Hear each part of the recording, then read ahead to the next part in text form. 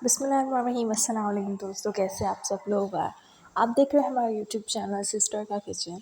आज हम आपके लिए बनाने लगे हैं बहुत ही आसान, बहुत ही इजी रेसिपी। इसको हम बोलते हैं रोटी का पॉपकॉर्न। इसके लिए सिर्फ और सिर्फ 3 इंग्रेडिएंट्स चाहिए, जैसे कि देसी घी, चीनी और रात की जो है रोटी।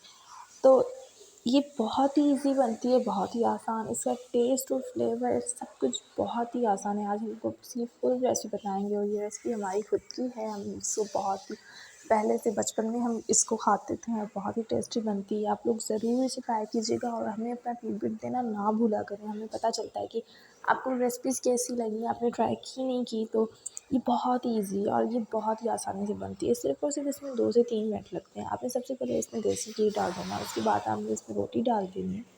उसके बाद आपको इसकी अच्छी तरह से मिक्सिंग करनी है, इसको अच्छी तरह से मिलाते रहना है ताकि इसका कलर चेंज हो जाए। जैसे कि रोटी का कलर है ना, वो तो नॉर्मली होता है, तो हमें इसको गोल्डन कलर करना है, वो भी देसी घी में पकाना है। तो ये बहुत ही टेस्टी बनती है। आप लोग इसे ज़रूर ट्राई करके बताइएगा कि ये आपको कैसी रेसिपी लगी। अब हमें इसकी अच्छी तरीके से मिक्सिंग करनी है, इसको अच्छी तरीके से मिलाना है और उसके बाद हमें इसमें चीनी ऐड कर लेनी है। चीनी डालने के बाद भी हमें इसको मिलाते रहना है। अगर हम इसको जो है ना चम्मच मिलाना छोड़ देंगे या रख लेंगे, तो ये जो है ना चीनी बिल्कुल चिपक जाएगी और जल भी सकती है, रोटी भी मतलब जल सकती है। तो इसलिए हमने इसको मिक्सिंग करना है, इसको गोल्डन कलर की तरह। मतलब जैसे ही इसका गोल्डन कलर हो जाए ना और इसका ऑयल अलग हो जाए, तो आप समझिएगा कि रेसिपी डन हो चुकी है। क्योंकि असल जो इसका तरीका है ना, वो यही है कि वो गोल्डन होनी चाहिए।